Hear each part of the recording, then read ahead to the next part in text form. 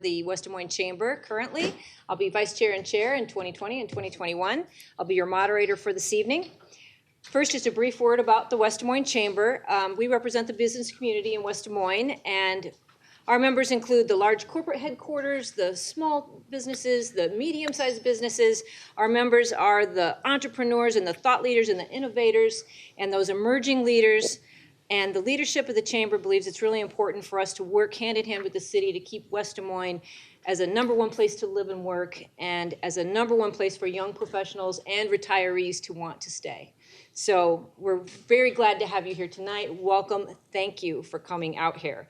The Chamber is actively involved in helping West Des Moines face the challenges of the future, growing job opportunities, developing workforce for those jobs that we have now and the jobs of tomorrow, and the challenges of housing that workforce, changing economy, diversity, keeping us all safe and secure in a vibrant community. We want to thank our Chamber staff for the hard work they do for the business community every day and for making tonight possible. So a little round of applause for the speakers. So everyone, the Chamber, the city, and this forum are nonpartisan. Okay, nonpartisan. West Des Moines Chamber of Commerce does not support or oppose any political party or candidate. Our mission for this forum tonight is to facilitate a more informed citizenry so everyone can, all the voters can make a responsible decision and participate responsibly in the election. So here are the ground rules for tonight. They were given to the candidates before the forum. Each candidate will have a 2-minute opening. Following that will be a brief break while the staff picks up your questions. So please prepare those question cards. Get working on what you want for your questions. Try to write legibly. I'll do my best. I have my glasses, so write it big enough for me with my old eyes. We would like you to have your questions be to all the candidates, pertinent to all the candidates, not just directed at one. Okay, so work on those, and we'll pick those up after their introduction. We might not get to every question. I'm sorry, the limited time, but we're going to try to get to a variety of the questions so that you all have a good sense of these folks before you leave here tonight. Each candidate will have a couple of minutes. Our timekeeper, Gina, is sitting right here, and she's going to flash them that 30 seconds, 15 seconds stop. And when she flashes the stop, they're going to have to wind up their remarks right away so we can be fair to everybody. Okay? For the candidates, if you want me to repeat the question, please just ask. Do not feel that you have to use your entire time to answer. Brevity's okay. Okay? We expect the audience to give, of course, the speakers, please be kind and listen. And this is not a town hall meeting, so it's really not an audience participation thing. That's why we really need you to write those questions down, and we'll hand them in. Carol, what are we going to do? Hand them down that way? Or we'll walk through the center. You'll walk through the center and pick them up. So start writing those questions, and we are going to get started then introducing our candidates running for the at-large council seat. With all these are with 4-year terms, I believe, right? Everybody's got a 4-year term on the line here. And we have Matt McKitty for the at-large seat and Ryan Crane for the at-large seat. And for the 2nd Ward seat is Aaron Cubitt and Greg Hudson. All right, let's give them a warm welcome. For the very first question, we did a drawing to see what order we were going to go in for the introductions. So it's going to be Aaron, then Greg, then Matt, then Ryan. All right, Aaron, let's go. Great. Thank you so much for being here tonight, and thank you for the Chamber for hosting this forum. We really appreciate it. My name is Aaron Cubitt, and I was born here in Des Moines, and this is where I spent my early childhood before my family moved up to just north of Waterloo. A little over 4 years ago, I was very, very excited for the opportunity to move back to central Iowa. That had been a goal of mine, and my husband and I moved here. And when we were moving here, West Des Moines was really the top of our list of places that we wanted to move to for a variety of reasons. First and foremost, the community is just vibrant and growing, and there's so much to do. Everything is so accessible. We love all of the walking trails that are around here, the parks, the easy access to the interstates. And these are reasons why I'm running, because I want to make sure that we're maintaining these infrastructure elements to the city. I think that the city is doing a great job. But like I said, I want to continue to maintain infrastructure. I really also want to focus on making sure that we're using renewable energy when we can, making sure that we're looking into geothermal options, solar options. I also want to make sure that we are supporting our public service workers. I feel that our public service workers help protect us, and we need to help support them as well. And above and beyond, I want to make sure that the people of West Des Moines are able to have a voice in the policies that we pass. The citizens of West Des Moines have to live the policies that we have, and I feel like they need to be able to have an input. And so I'm committed as a city councilwoman to be a listening ear and an amplifier for people who live across the city and to be representative of them. Very good. All right, thank you, Aaron. Greg? Hi, everyone. I'm Greg Hudson, and I'm running for West Des Moines City Council Ward 2. For everyone in the audience, thank you all for being here. To the Chamber of Commerce, I want to thank you all for putting on this event. I think it's wonderful. And to Ryan, Aaron, and Matt, thank you all so much for running. It's an honor to be up here with you.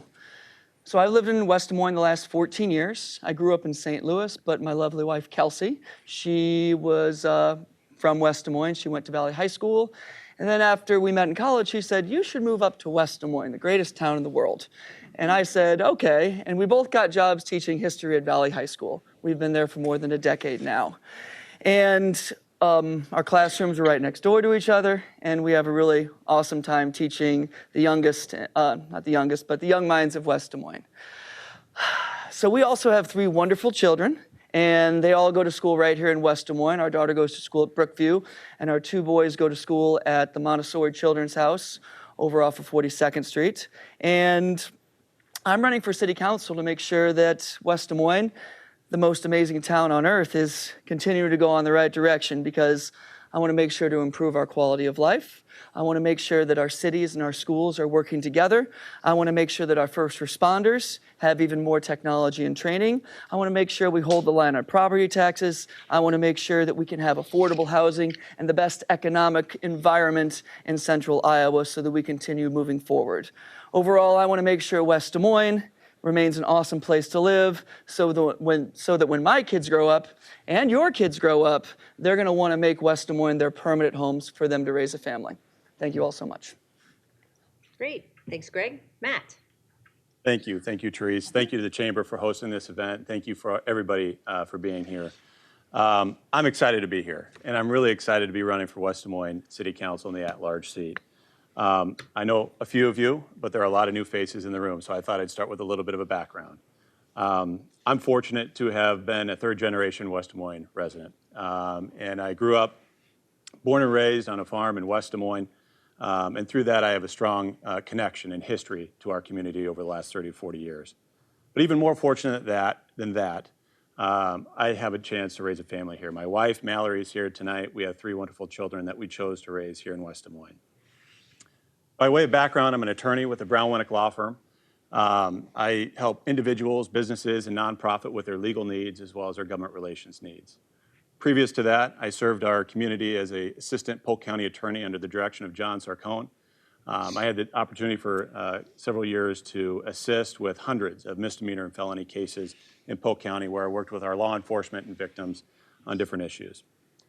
I want you to know I spent the last decade taking time to get involved in our community. And I'm going to share a list of some of the organizations that I've served that hopefully demonstrates my interest and commitment to our community. I currently serve as chair of the West Des Moines Chamber of Commerce Board, and I've served on the Chamber Board for 5 years. I sit on the Sister Cities Commission here in West Des Moines, the West Des Moines Due Diligence Committee, the West Des Moines Community Foundation, and previously served on the West Des Moines Historical Society Board of Directors. In addition to that, I serve on the Greater Des Moines Partnership Board and assist the United Way of Central Iowa in developing their policy. I strongly believe that this service will help provide me a great lens through which to view the issues that could come before the council here. I'm running on a few items.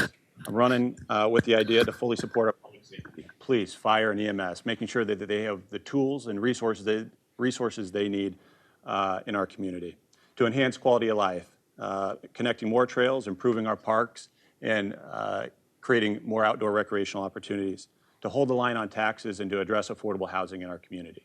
Thank you. Okay. All right, we're going to take a quick 5-minute break now. I'm sorry. Oh my gosh. I am so sorry, Ryan. All right. Are we ready? Yes, Okay. I apologize. That's okay. Good evening, everybody. Ryan Crane. I came to West Des Moines in 2008, straight out of college for my first job. So I've been in the community for about 12 years. I started volunteering, started raising my hand to be involved, and I was pleased to find out that I was embraced and lifted up for service. West Des Moines Public Art Advisory Commission, which I currently serve on, New Leaders Council, Greater Des Moines Leadership Institute, and 40 Under 40 in 2017, among other things. I'm currently employed at the Community Foundation of Greater Des Moines. I'm very proud to be a part of that team where I've worked for almost 5 years. Nothing, though, has prepared me for this role more than knocking doors, showing up to events, meeting people where they're at, and connecting with voters in the last 70 or so, or however many it's been, days. Made connections with hundreds of voters, and from those voters, I have proposed 2 or perhaps 3 things, depending on if I run out of time. So sustainable new development is thing 1. I believe that as we grow west, growth is good, but we cannot forget about existing parts of West Des Moines. And as we grow west, we need to be responsible and good stewards with land and with water as we continue the new development. Thing 2, our quality of life amenities are world class. Our public art, our bike trails, the new boathouse, the new amphitheater, the new Mid-American Energy Recplex, these things were not accidents. These things took planning. These things should remain and continue to be priorities for our funding, and there are investments in our quality of life. I'm going to skip to the closing. Thank you for that sign. We do not know what the future holds. Uncertainty in retail, driverless cars, office parks that may not have people to work in them because everyone works from home. It's daunting stuff, but I am not afraid. I can take us into the future. I have some bold visions and some bold plans, and I believe that I am the right candidate to lead us into the future in West Des Moines. Thank you. All right, thank you very much, all of you. And now we are going to take 5 minutes and let you get those question cards pulled together and turned in to our staff.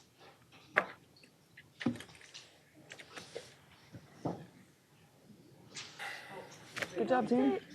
You and your wife have classrooms next door to each other. That's fantastic. She I get you, she hon? teaches. You need something?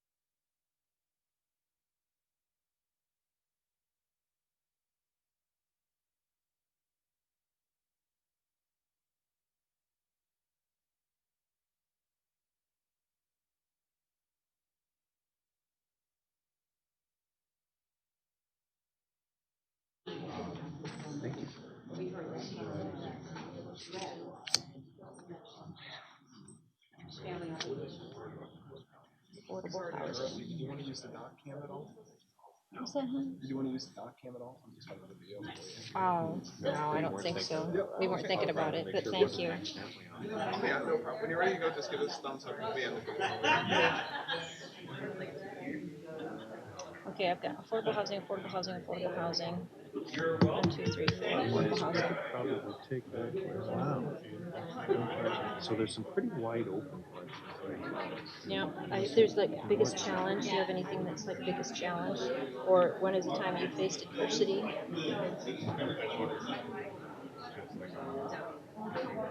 No. Worst Attractive fear. to seniors. Yeah, that would be the biggest. That would be like in the challenge probably area or Challenge, something like worst that. fear. Attract seniors, so attractive to seniors in the future. Okay, I've got diversity, seniors, diversity, and more welcoming involvement by each other. Tax. Man, I'm not sure I can read that all that Oh, well. I'm sorry. Thank you. Climate change. Climate change. None of these taxes do you have in mind a system of review to help you decide what and how much? So tell us about it. Okay, we can figure that out. Does that make That's sense? taxes. That's about taxes. Oh wow. Where's your tax file? Where'd your tax file go? Concerned about. Taxes was in this area. Oh, here. Here's what does the city offer for tax abatement? Okay, And then we taxes, got taxes. 2 here, basically on Climate change. climate change. Okay. So we got 2. We already have some leading effort here, and I can go ahead and I'm gonna start with biggest. another high school. Oh, okay. Boy, that's I don't know if that's related. The city council doesn't do anything with high schools. Let's start with this. These are that have the most. So let's start with biggest challenge and affordable housing, sounds great. and then you pick what comes next. Okay, sounds good. And I've got one here. This is about Valley Junction thing that they. Oh, okay. Thank you. And there's another Valley Junction one somewhere. Oh, old new areas. These two. Gotcha. I'll try to line them up this way and across the. Okay. And if you can read them better than me, you read them. You and I we can tag team this. I feel like we've done this before when we were doing the. I know. Okay? Okay?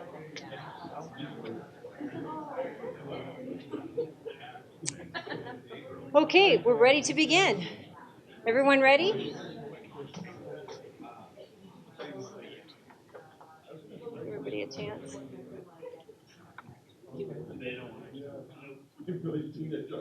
As long as I'm watching her walk to her seat, let me just take a moment to thank the members of the current city council and the West Des Moines city servants that are in the room. Can you all wave at everybody so they acknowledge that you're here and supporting? I know I speak on behalf of the whole chamber that we really appreciate the support of the West Des Moines city and the collaboration and partnership that we feel. Thank you. All right, we're going to get started with the first question, and what we kind of did is we broke up the cards into similar groupings, and there are at least 3 here that are about what do you see as the biggest challenge facing West Des Moines. There are two people said that. What do you believe is the biggest challenge to face West Des Moines? And if you want to add to the back of that, what would be your worst fear for West Des Moines should you not get elected? You can add that in. What do you believe is the biggest challenge facing West Des Moines? And we're going to start with you, Ryan. Thank you for that question and for whoever's submitted it. Appreciate it. I think that attainable, affordable housing is one of the biggest challenges that we have in the city of West Des Moines. I do believe that we are making progress and we are making strides in this area, but it is not a silver bullet. Wages are a significant issue when it comes to affordable housing because, after all, if someone is not raising enough funds to pay their rent or pay their mortgage, that's going to prevent all the other things from happening. Along with that non-existent silver bullet comes the idea that one size does not fit all. So apartment living may not be appropriate for everyone. Renting may not be appropriate for everyone, and owning a home may not be appropriate for everyone. It is relevant, and we need to focus on solutions that are multifaceted and tackle each of these areas. It was brought to my attention recently by a voter that we have some Section 8 housing in the city that many of us in this room, myself included, I have to admit, would not know was Section 8 housing, because it blends in with the neighborhood that it's in. Conversely, we have a lot of apartments in this community that are not very high quality apartments. And although they are not Section 8 or whatever stereotype you might associate with that, they are not the kind of apartments that I believe we should be having sort of in stock available for renters and for families in the city of West Des Moines. So the topic of affordable housing is tough to get your arms around. There are many different solutions and many different ways that we can address it. But I do believe that that is one of the biggest, if not the biggest, problems facing West Des Moines. Okay, very good. We'll move on with Aaron. I agree. That was a great question. And I'm gonna, Ryan alluded to this a little bit earlier, but I think one of the biggest concerns that the city faces is balancing the desire of growing with making sure that we are maintaining the city that we have. So for example, I feel like I have a pretty unique perspective because the area that I live in is a very new area of West Des Moines. And something that I've heard from people while knocking doors in my neighborhood is that a lot of times the people who live there built their house there 10, 15 years ago and it looked much, much different. And they're feeling really not satisfied with the fact that there have been so many developments that have popped up. It's become much more heavily populated, which then in turn has some other things that go along with that, including concerns with how fast people go on streets and so on and so forth. So I feel like there's that balance of making sure that, because we want to promote growth. We want the city to continue to evolve. But we also should be strategic in the way that we do that. And I think that we have opportunities with utilizing spaces that are currently not being utilized to refurbish them into housing for individuals who are moving to the city or maybe who already live in the city.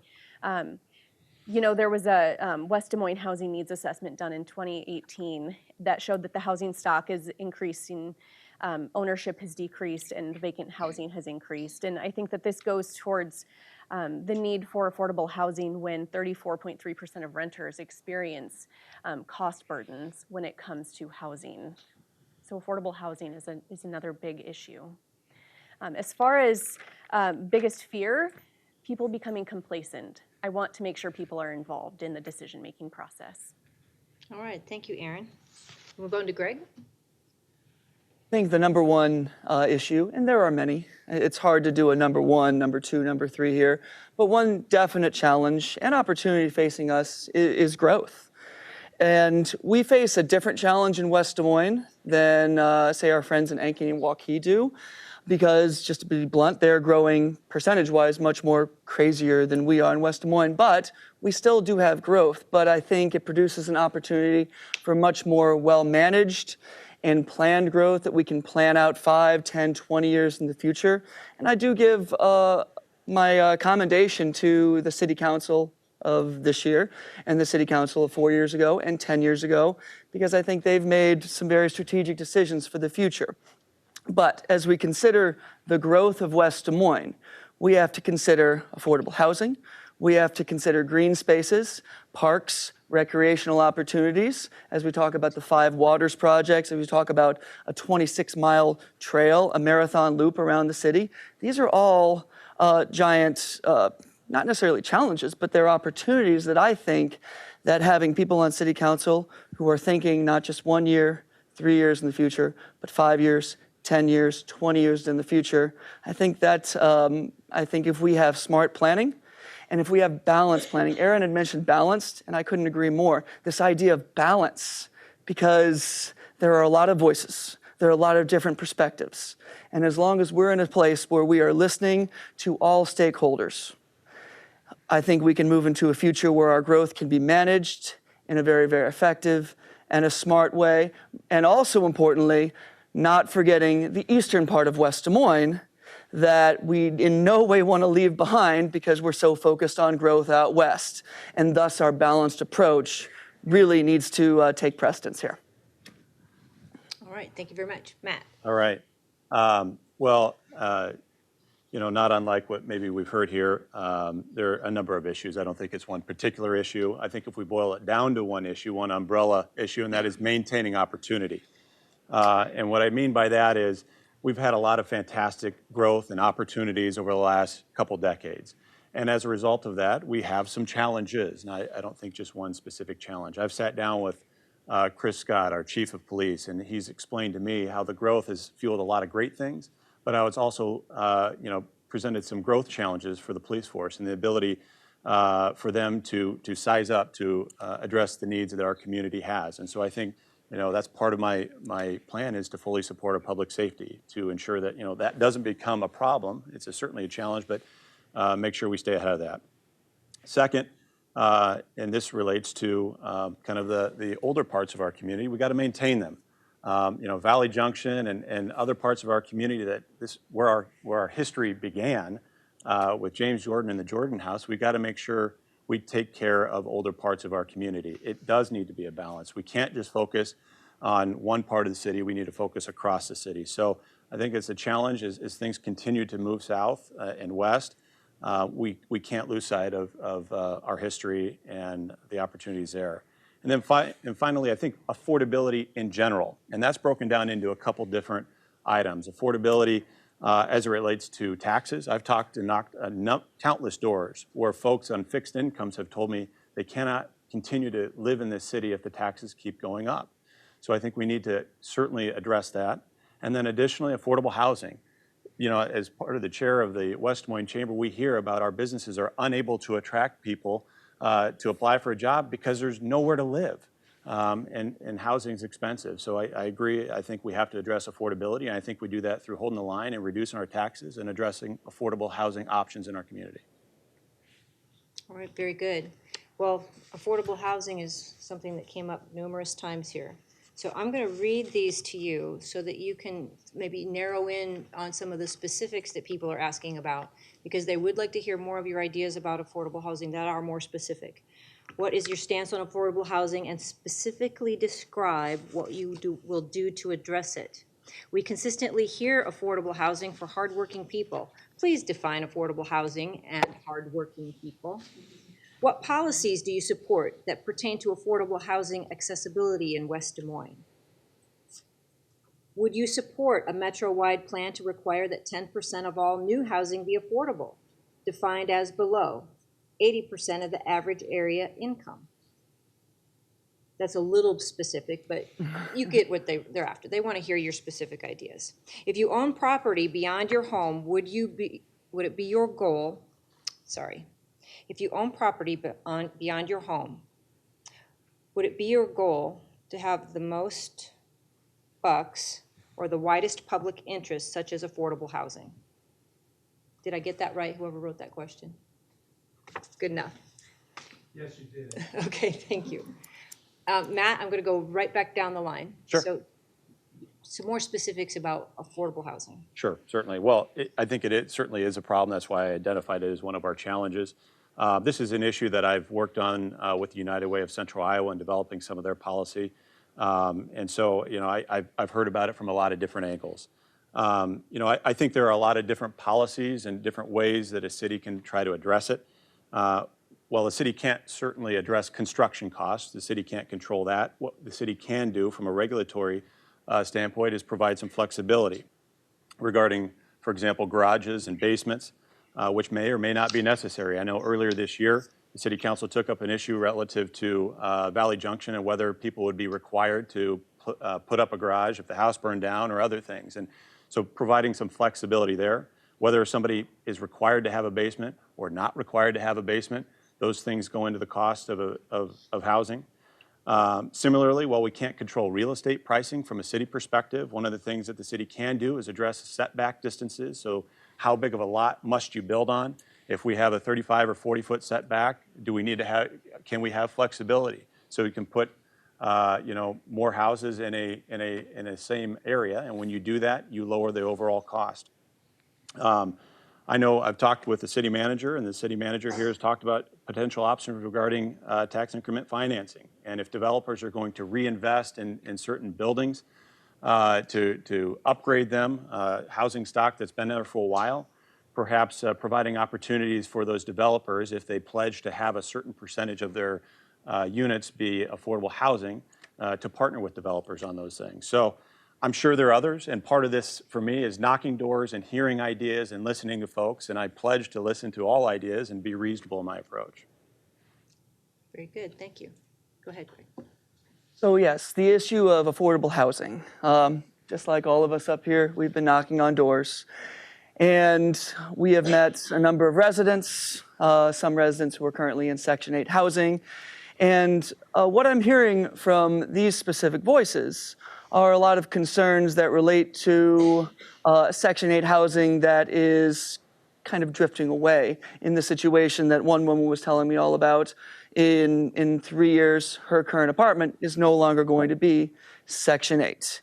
And her feeling was that these kind of things were not communicated very effectively before she moved in.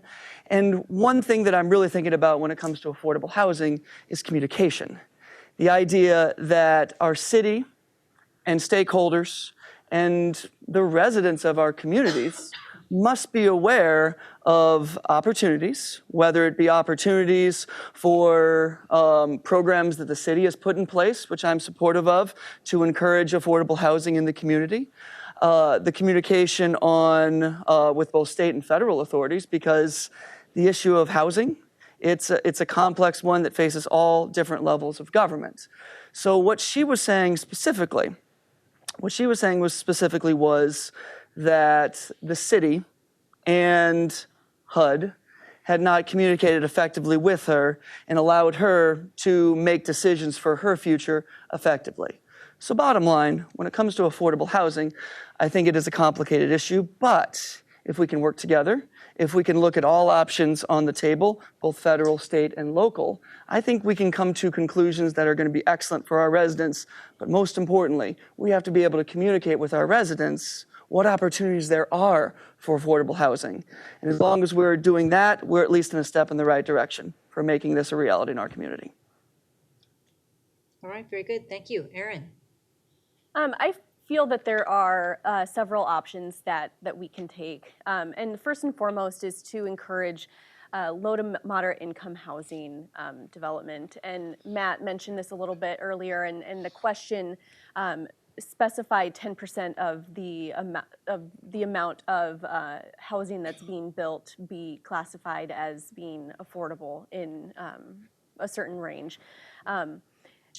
I am absolutely supportive of that. I don't know if 10% is the amount. I think that would be up for discussion. That could be something that maybe it's even a greater amount, and there could be some incentive for the developers to be building houses and apartments that are affordable.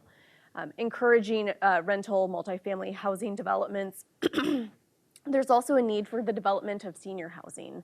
I know that there is a senior housing complex that's being built right down the street from us, and that's something that we need to make sure that we are taking a comprehensive approach in looking at all of our residents, not a select number in terms of age and demographics. Also encouraging developers to build constructions of a variety of housing choices, to not have only one kind of development that is being built, have a variety of sizes and in different locations. Yeah, I agree in particular with what Erin just said. I think a diverse mix of housing options is very important. And I think that mixing those together is something that new generations are attracted to. So folks who would be moving here from a Chicago, from a Madison, from a Minneapolis, they're used to seeing this already in their cities.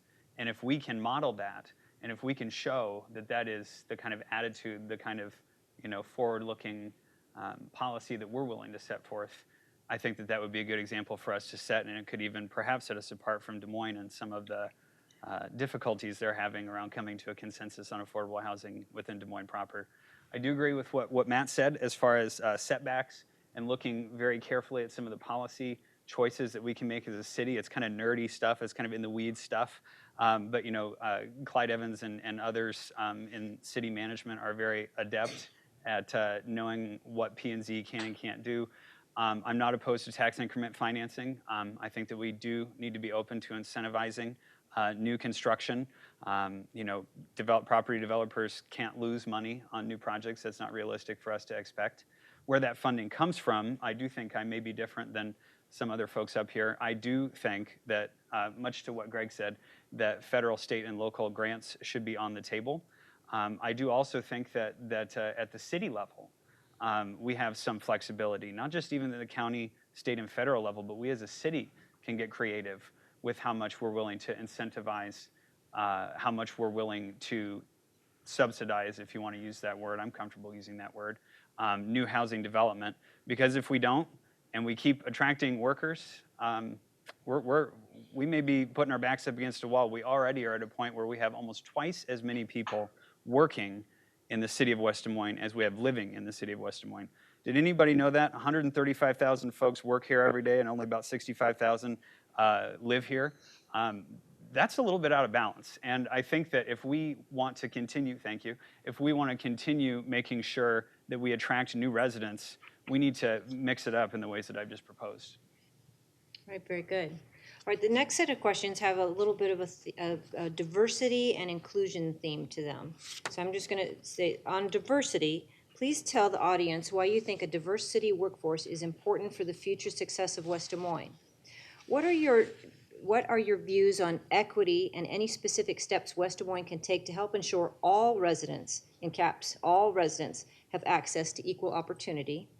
Your thoughts on working in the work West Des Moines needs to do to become a more welcoming city. So you can see all three of those questions have a little bit of a theme to them. And I am going to start with you, Greg. All right. So when it comes to diversity, I invite you all to come to Valley High School. I invite you all to come look at our future. And our future is incredibly diverse. First off, our future is incredibly bright, and our future is incredibly ready to not enter the 21st century, but enter the 2020s to lead our businesses, to lead in science, to lead in math, to lead in engineering, to lead in STEM, to lead in our community. And our diversity that we see at Valley High School and Waukee High School and all of the other schools in our community is great. But specifically to the issue of equity. The idea of equity is one that we've talked about quite a bit at Valley High School. I think Valley High School has a rich tradition of academic excellence. However, one thing that is new to the West Des Moines School District and to the Waukee School District as well is a population of diversity that has been growing over the past couple of years. And thus, what we've done at Valley is begun equity training for the purpose of understanding not just one another, but understanding not just different cultures, but understanding how we can make sure that each and every student has equitable opportunity as we go forward and as they go through our school system. What I believe that we can bring to West Des Moines as a community is equity so that we can make sure that every citizen has equitable opportunities. Now, what does that look like in regards to what the city can do? I believe that the city can hire a more diverse workforce. I believe the city can work hard to encourage multiculturalism within the city. I believe the city can go to different cities. A couple of years ago, West Des Moines sent a team down to Atlanta, Georgia, because we wanted to bring more people of color into the West Des Moines schools. So that is something that we can encourage as a city. We can go to different places to try to diversify our workforce, and I think that would be a really good goal to have. Okay, Erin? One of the things that the Des Moines Civil and Human Rights Commission has been working on or talking about is a program called Bridging the Gap. And I think that there are some really excellent elements to that West Des Moines should be using. And really, for those who might not be familiar, it's a project that seeks to create a collaborative solutions for growing city, and they focus on issues such as systemic issues, long-term changes with sustainability, equity, and inclusion. And so I think that there are a lot of different pieces that we can pull out from that. So for example, representation matters. If we work to make sure that the workforce in city government is representative of the individuals who live in the community, that's going to help lift people up and be more involved, want to be more involved. Making sure that, as the last question, obviously stable housing is a really important issue. Stable housing equals a stable community. There's also a piece in there that is working on helping people achieve. So helping them, assisting them in gaining the skills, gaining access to the resources to be able to go out on that venture and do what they want to do to be a community leader. So whether that is a community business leader, being helped to start that business. And then finally, making sure that there's community input in all of these pieces and making sure that it's representative community input from all across the city. Okay, Ryan? Yeah, I agree with what Aaron just said as representation matters. I appreciated you teeing that up. I think visibility matters. I think being seen and heard matters. And I think being able to see yourself and however many identities and intersectionalities that you have, to see that represented in your community, to see LGBT people in a place of leadership, to see African Americans in a place of leadership, to see Indian Americans and Latinos in places of leadership, whether that's as city staff or whether that's as elected officials, whether that's as teachers, et cetera. And I think that the more diversity and the more that diversity comes up through, as Greg pointed out, the more that we can retain those folks who are 15, 16, 17, 18, will go to college, presumably not, within Greater Des Moines, unless we're lucky enough to have them at Drake. But they will come back because they remembered the visibility and they remembered the access and the representation that they had in the community. I think additionally, the way that we approach communities matters. I'm a big runner and I'm a big cyclist, and I have been so pleasantly surprised to ride by or run by, a little slower, different activities in the green spaces. I've seen cricket games. I've seen soccer games. I've seen, I think highlight, is that the kind of handball sport that they play in Latin America? I've seen this on our fields in West Des Moines. And if we are willing to reach out to those communities, they're out, they're recreating, they're using the green spaces. If we as a city can meet them where they are and introduce them to other opportunities for leadership, for involvement, for PTA and this sort of thing, I think that would be wonderful because again, and Aaron teed it up very nicely, I think representation and visibility matters a lot. Very good. Matt? All right, thank you. Yes, diversity is a great thing, and we need to celebrate diversity in our community. And I think there's a lot of different ways we can do that. I know, for example, unfortunately it got rained out this year, but IllumaFest is a big opportunity in the city of West Des Moines for people to come together. I think finding opportunities for bringing different groups of our community together in one location. I know Taste of the Junction was another event that was held back in August, another great opportunity to bring people together. I think all of the activities that are happening around outdoor recreation through the Recplex that's coming up, the boathouse, the parks and trails, when we can bring people together, people can learn and understand and grow together, and that helps our community as a whole. I know the Department of Human Services here in the city of West Des Moines has a program as it relates to English as a second language. That's another example of what the city is actively doing and can do, and perhaps there are ways to improve that. Just yesterday at our West Des Moines Chamber meeting, we had Dr. Brad Buck, the Waukee superintendent, talk about how 1/4 of the new students, of which there were 550, I think, new students in the Waukee School District this year, 1/4 of them identified as ethnically or racially diverse. And the fastest growing percent of the new education population in Waukee is English as a second language. So we're seeing it. It's a great thing, and there are ways I think that the city, through our Department of Human Services and others, we can celebrate it and continue to see it grow. All right, very good. Next question, again, a little bit of a theme here, so I'll read you all three of the questions because they go together just a little bit. What do you think we can be doing in West Des Moines to address climate change? Do we as a city have a role to play? What are your plans to address the effects of climate change and what they'll have on West Des Moines? What's your position on the city's role in enhancing the environment? And Erin, I'm going to start with you. Great. I absolutely believe that the city has a role and a responsibility to address climate change issues. And I think that this is an opportunity that the city has to really be a model for other cities. I mentioned earlier that one of the issues that I'm really interested in and really taking a look at is utilizing renewable energy as much as we can.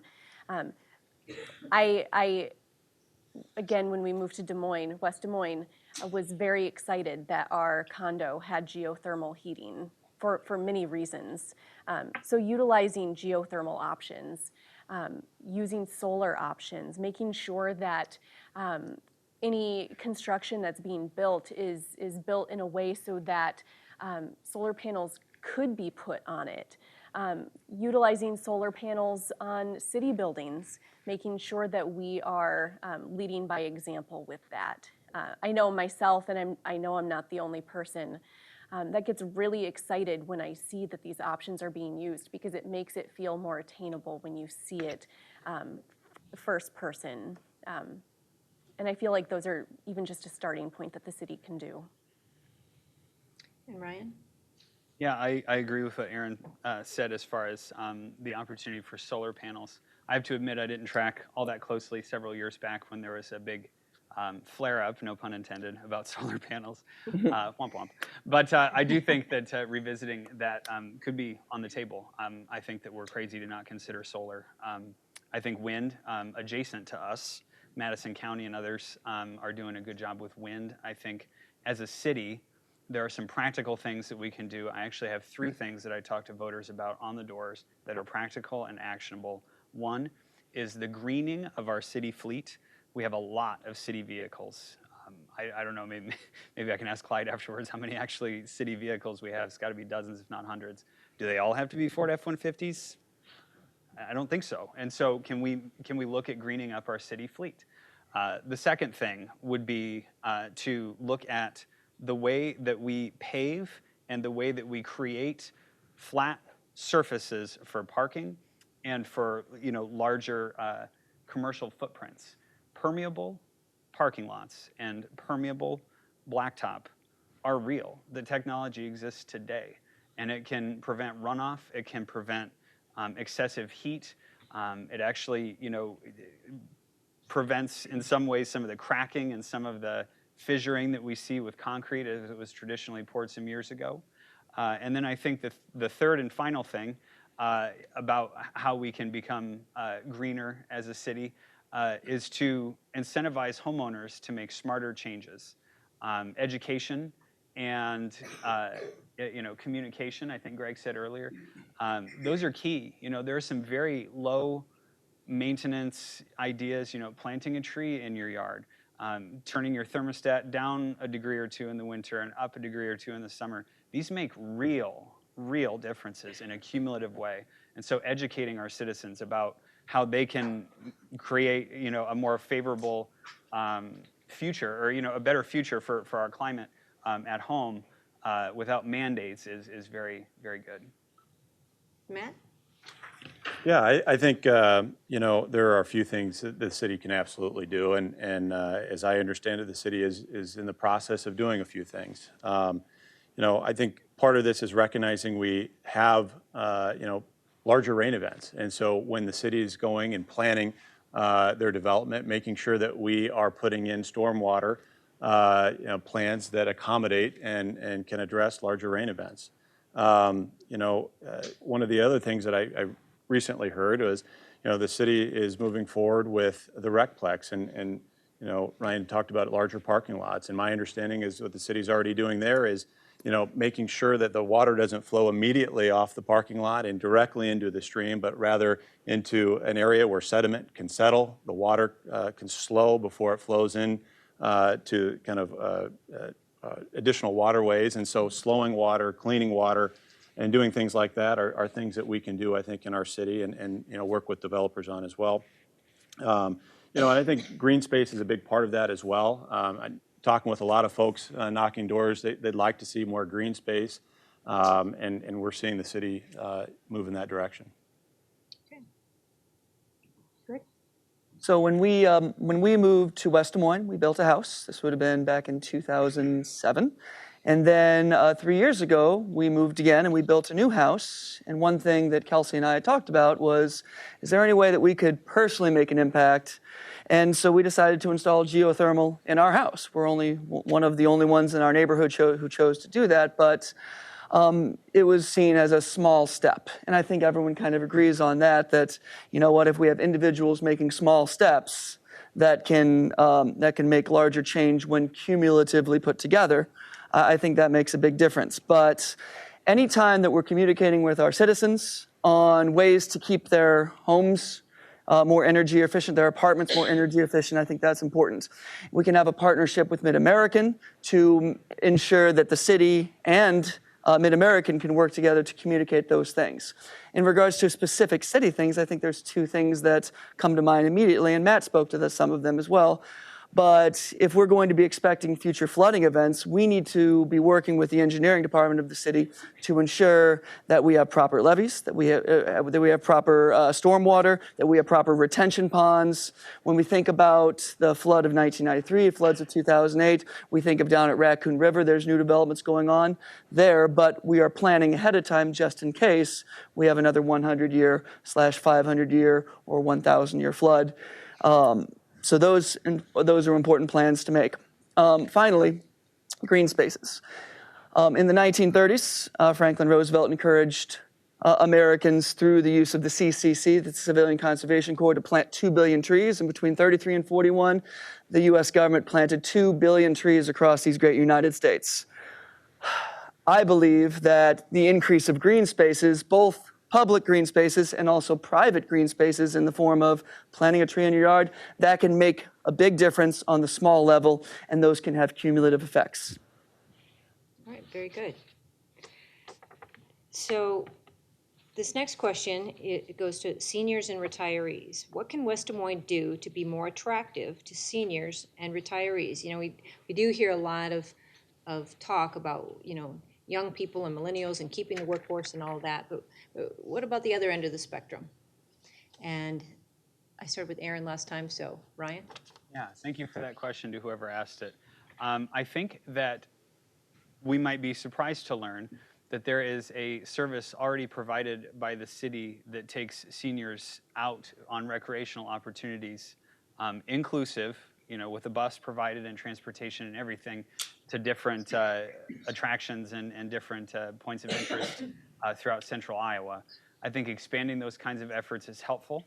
I think just witnessing my own grandparents age in place and witnessing folks, I work in philanthropy, so there are a lot of folks who are 65 plus who give back in their later years. And what I have seen most is isolation or disconnection. Their kiddos and their grandkiddos may not live in West Des Moines anymore. And finding connectivity, finding friends, finding things to do and recreate is a big thing. Affordable housing does play into this as well. But without diving into that issue specifically, I think that seniors need to feel connected to the community. And I think that in the future, not necessarily specific to West Des Moines, but I do think in the future, we are going to have to get our arms around that as a country. 10,000 baby boomers are retiring every day or week, I read. We're going to need to integrate those folks, make sure they feel a part of a community, make sure they feel connected, make sure they feel stimulated, make sure that they don't, isolate at home.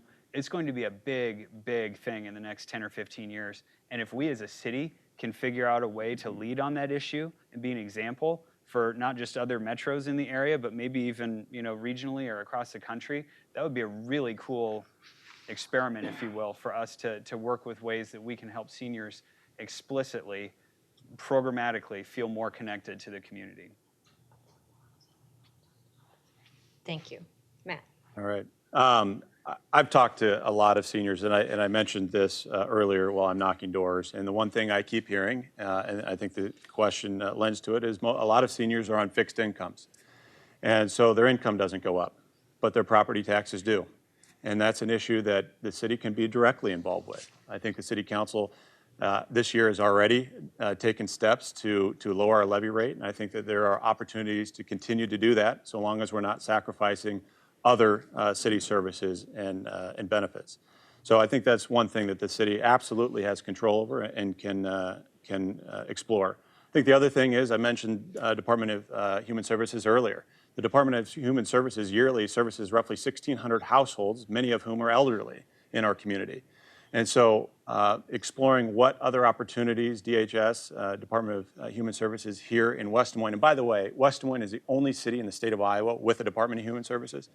What can our Department of Human Services do? They are doing things now, and we can explore from a city perspective what else they can do. Okay. Go ahead, Greg. Great. I'll touch upon a couple of things, and then the third thing here. I mean, Ryan had mentioned recreational opportunities. I think that's incredibly important. I believe we all have parents or grandparents who experience isolation, and recreational opportunities, I agree, are important. What Matt said about taxes, I mean, the seniors who are on a fixed income, that is a very, very real concern of the senior citizens of West Des Moines, and I think that is something that we need to always keep in mind as well. And the third thing I really want to do, that I really want to focus on, is building a stronger relationship between schools and our community, but specifically schools and the elderly in our community. And I'll give you a real example. My second grader, Natalie, every week or two, at Brookview Elementary, right here in West Des Moines, her and her class goes across the street to Arbor Springs to spend some time there. And it's not that much time. It's usually about an hour or so when the weather's nice especially. And from what my second grader tells me, the smiles on the faces of those senior citizens at Arbor Springs are just magical. And that is the kind of thing that I think we could be doing more of when the city gets involved. And because the school districts don't exactly deal with issues facing senior citizens, but the city does. So if we can bring retirement communities and schools, and maybe the city can actually connect them together to do wonderful things like is happening on a weekly or bi-weekly basis over at Brookview, I think that could make a real difference to make senior citizens really happy here in West Des Moines. Erin? And I think that there have been a lot of great ideas that have been shared already, especially when it comes to making sure that the different resources throughout the city are accessible, making sure that everybody has access, but especially seniors and retirees, to doctor's offices, to grocery stores, to parks, to recreation centers. And part of that means working with the Des Moines Area Regional Transit to make sure that there is adequate transportation provided so that these areas are accessible. As I mentioned earlier, affordable housing for seniors, making sure that we are encouraging as much of that as we possibly can. And additionally, I know that some senior citizen centers are very active and very creative in the way that the community relationship with the senior citizen center is. And I think that there are a lot of great things we can do with that. I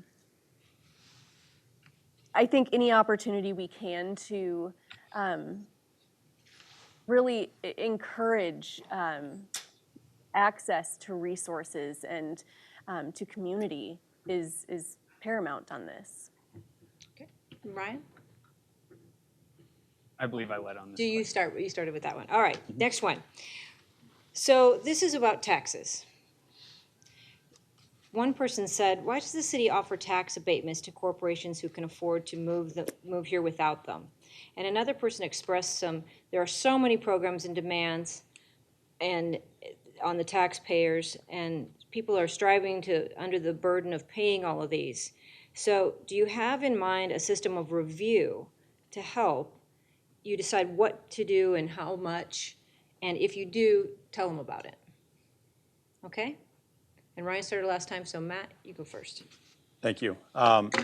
Yeah, I mean, this is an issue, just taxes in general, that frequently comes up. And it's obviously, it's a big part of city government. And so it's an important question. You know, in terms of incentives, I think maybe is perhaps what that question was getting at. Our city of West Des Moines, has been very responsible in the manner in which they have worked through tax increment financing. I know that I represent the League of Cities, and in my work with the League of Cities, I can tell you that West Des Moines is often used as a gold standard of how to use incentives. And for those cities that aren't using it, you know, it's a model for, you know, what they can learn from. And because our city does not give away the farm, they recognize you have to be responsible, you have to pay back your bonds, and you do so in a timely manner, which is why I believe our city is one of only a few in the whole region that is AAA bond rated by Standard & Poor's and Moody's. That's a acknowledgement, an objective acknowledgement that our city is using things in an appropriate way. It speaks to our financial management in the city. I think that, you know, there are instances where you have to use tax increment financing. You use it in a responsible way to help drive additional economic development. It provides opportunities for housing. It provides opportunities for businesses and all sorts of our community. In terms of a system of review, I think carefully reviewing our budget. I know there were some changes this year at the legislative level that are going to require cities to do some additional things. In terms of transparency, I think transparency is always a very good thing. And I intend to have a transparent process if I'm given the opportunity to serve. So thank you. Go ahead. I think the key is balance. When it comes to taxes, the key is balance. You know, I think all of us, again, we've talked to a lot of folks around the community, and we hear some similar themes that come, whether it be lower our taxes or increase our services, but folks, we can't do everything. The key is balance, a balanced approach, one that's research-based, one that combs through the books for every penny to make sure that we are accountable for the taxpayer dollars, because we certainly are. So this balance comes in play when it comes to incentives. Because yes, we want to bring businesses here to West Des Moines, but when they do come to West Des Moines, we want to make sure we have expectations for them as well. Expectations that they are a partner in the community, that they are giving as well as taking. This give and take, this balance is of course key. And when these transactions are taking place at the municipal level, there has to be transparency. It is absolutely fundamental in Central Iowa. Over the last couple of years, there have been things and events where we have had a lack of transparency, and there has been a lack of financial propriety, dare I say. And here in West Des Moines, we want to make sure that those events do not happen, that they do not affect us. And the best way to do that is through transparency. Furthermore, when it comes to bringing in businesses, we have to make sure that these businesses are put in smart locations. And by smart locations, I mean maybe we don't bring a business and give them crazy tax giveaways and then put them right in the heart of town. That doesn't make a lot of sense, to give away our most prime of prime real estate to a giant business that's worth $1 trillion. We want to make sure that we have balance in our approach, and that's the financially responsible thing to do. Okay, thanks. Erin? I would definitely agree with Greg's assessment with balance. I tend to be on the hesitant side when it comes to large corporations coming in and getting significant tax breaks. I think that we absolutely do want to attract companies to come to the city. We want to make sure that they are ingraining in the city in an authentic way. And to me, that means that we need to make sure that they are creating jobs that are sustainable and not short-time jobs, making sure that the wages that are being provided are livable wages and not minimum wage. I think that we also need to encourage and uphold to make sure that there is community investment that the organizations are making in the community. Ryan? Yeah, thank you. I agree with much of what's been said, specifically on us being good stewards as it is with property tax revenue and other taxes. You know, the AAA bond rating, I'm actually very proud of that. As I think I mentioned, I am a nerd. I think that's great. Tax increment financing is an effective mechanism. And so I guess I'm a little bit troubled when I hear some folks talk about cut, cut, cut. I don't know what services we would cut, and I wasn't really aware that there was, fat on the bone to be cut. So I'm not necessarily in a position sitting here in front of everybody tonight to say that I want to cut property taxes. We just passed the local option sales tax. We'll see how that goes into effect. I do think the local option sales tax is going to be, or rather the hotel motel tax is somewhat recession proof. Everyone's always going to come to the Iowa State Fair and the World Pork Expo and the volleyball games at the state tournaments. The hotel motel tax and the local option sales tax are how we fund a lot of the good services that we all talked about tonight, some of the green spaces, the boathouse, the Mid-American Energy Recplex. Those are not coming from property taxes. I would like everybody in the room to know that. Those are not coming from your property taxes. And I do think that there is sort of a glass half full, glass half empty rhetoric or the way that the word property tax kind of hits you rhetorically. And I think that you're usually predisposed to either say, oh, I want to pay my fair share, or oh, I pay too many taxes. And so I think that having a conversation with folks at the doors, I too have heard about reducing property taxes, of course I have, but I then do explain that a lot of the amenities that we enjoy are not paid by our property taxes. And I also do explain that our property taxes are in the lower 1/3 of all Des Moines metro cities.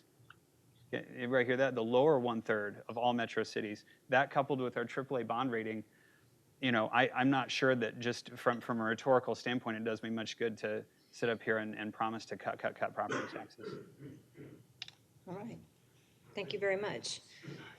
Next topic is about local control. So this one person writes, the state has been squelching local control as with what happened with minimum wage increases. What are your plans for asserting local control in city government decisions? West Des Moines is a unique community spreading out across multiple counties. How do you see our city working with other county governments to provide services? And one more, the Community Foundation motto is better together. With that in mind, how would you prioritize what's best for West Des Moines versus what's best for the greater Des Moines region? You can kind of see a little theme there, all Can you right? read that last question again? Yes, the Community Foundation's motto is better together. With that in mind, how would you prioritize what's best for West Des Moines versus what's best for the greater Des Moines region? All right. And who did I start with last time? Matt.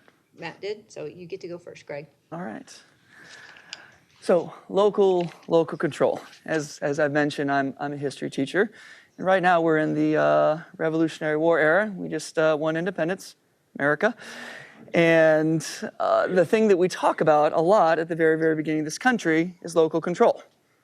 We didn't like the king, and so we wanted local control.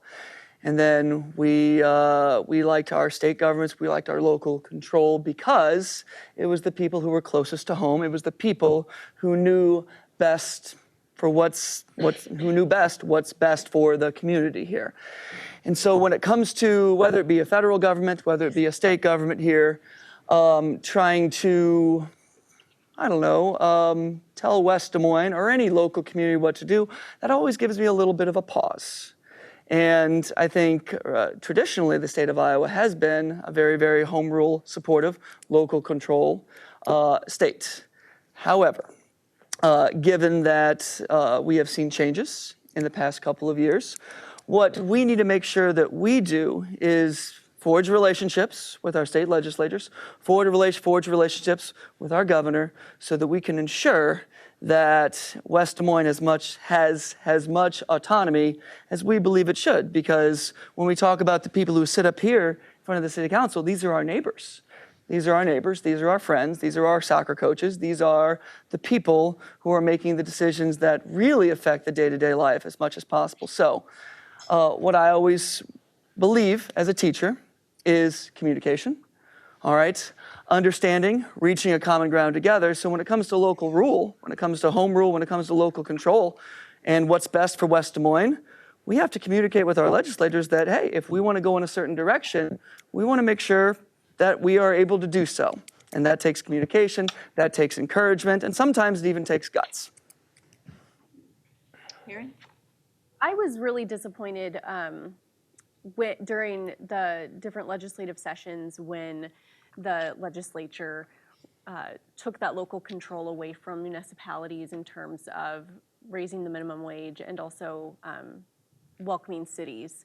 I think that those are two really important things. I think that this is also an opportunity for the city of West Des Moines to be able to collaborate with other cities in the metro area, to collaborate with other governments. So having the city government and county government work together to advocate to our legislative representatives on these issues, to share this collaborative voice, and to really think about what's best for the communities, which means having that individual voice involved in it. Yes, I think that local control needs to be more uniformly applied by the legislature. I agree. Taking away minimum wage, potentially taking away our decision to govern ourselves in a way that truly is, well, local. The way that we choose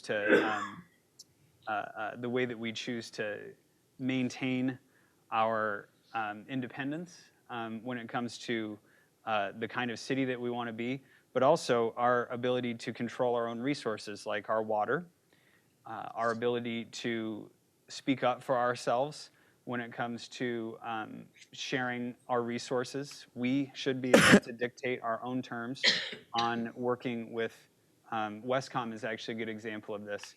Westcom, by and large, is positively seen, but we did not want to give away the store as the city who is providing, a lot of the undergirding or a lot of the infrastructure for Westcom to become a reality. West Des Moines led in that regard and got a great service out of the deal. Our fire and our police, I've had numerous conversations with our firefighters and our police officers about Westcom. And by the way, Westcom, for folks who don't know, is a way that folks communicate about fire and rescue. So that's a good example of how we can have local control and local autonomy, but also work as a region. I think we are the second, maybe the third, the second, I think, though, largest city for hotel motel revenue. And in that regard, we lift up the rest of the area, whether A through Z, Altoona, Bondurant, Clive, whatever. We disproportionately contribute in those hotel motel revenues, but we don't fight and kick and scream when other cities benefit from the heads on beds, as I heard somebody say, for when folks visit and recreate in West Des Moines. So I think it's a give and take. I think it's a give and take. I'll be respectful of the time. I think it's a give and take, but I do also think that when it comes to dictating our own terms, the Iowa legislature needs to back off a little bit. Matt? Thank you. Local control is important. It's in our Constitution. We have a constitutional amendment that says you have to have, or we should have, local control. And so I'm very supportive of that. City Council is a government that's closest to the people. And the City Council is connected most with their constituents, and so they know what their constituents want. That's why it sounds like we're all knocking doors, because we want to hear what people want and have the opportunity to address those wants and needs if we're given the opportunity to serve. Cities working with counties, cities working with other cities. We live in a region. I serve on the Greater Des Moines Partnership, and we talk about regionalism at every meeting. It's important that we work with our cities and counties and counterparts to have more efficient city services and regional services. I mean, there's an ongoing discussion currently about water production and how do we have the most clean, safe, and affordable water. And there are ways to do that, in talking with other communities.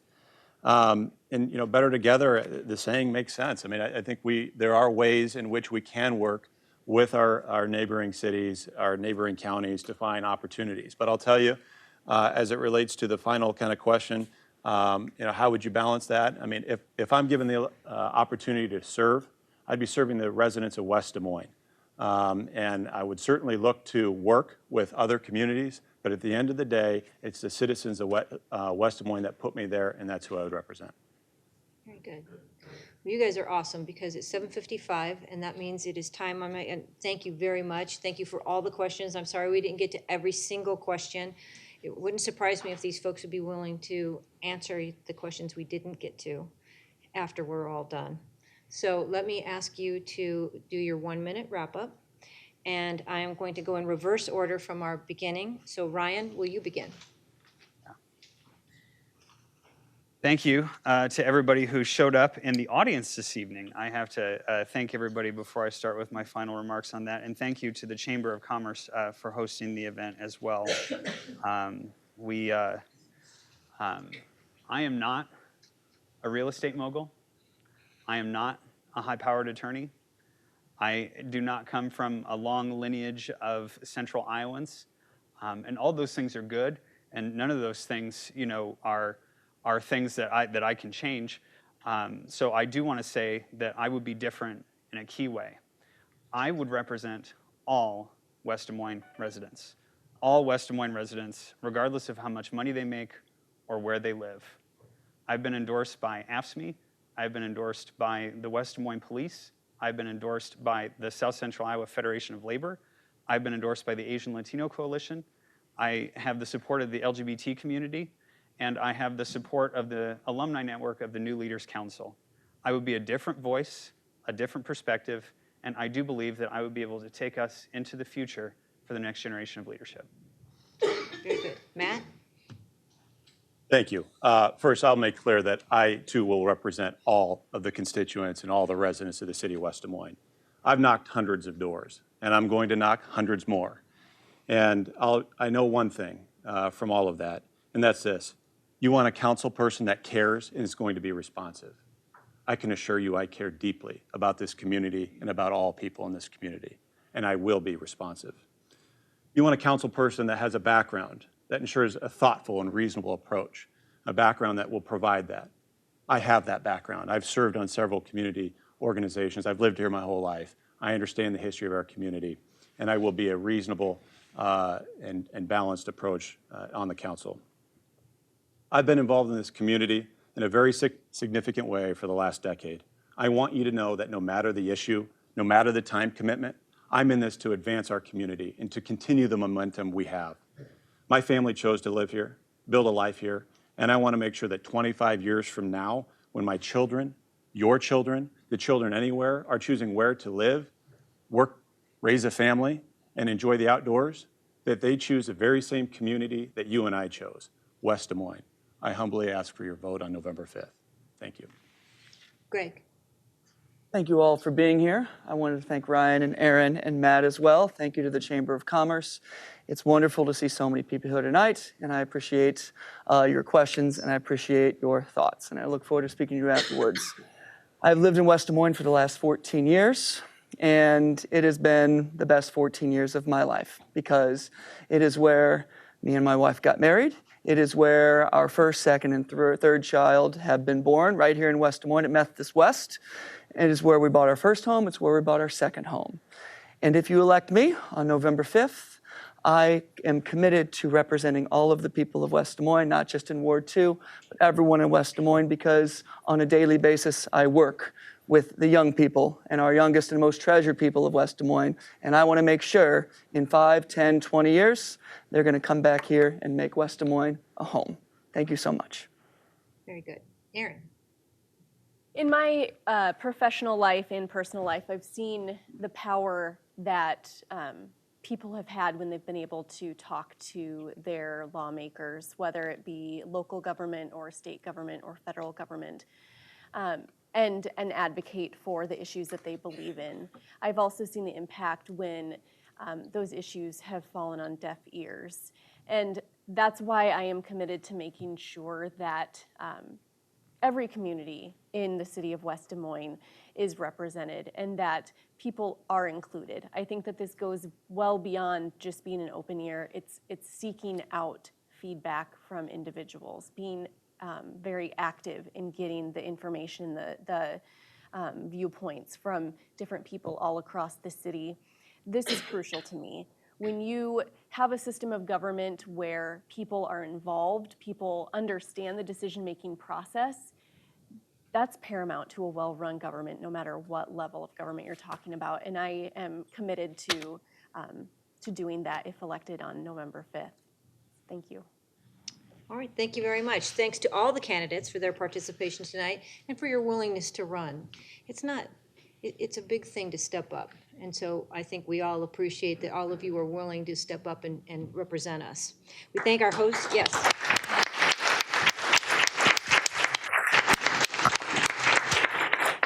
We thank our host, the City of West Des Moines, for the use of their lovely chambers and for hosting this event. Thanks to our chamber staff once again for all the hard work on this event.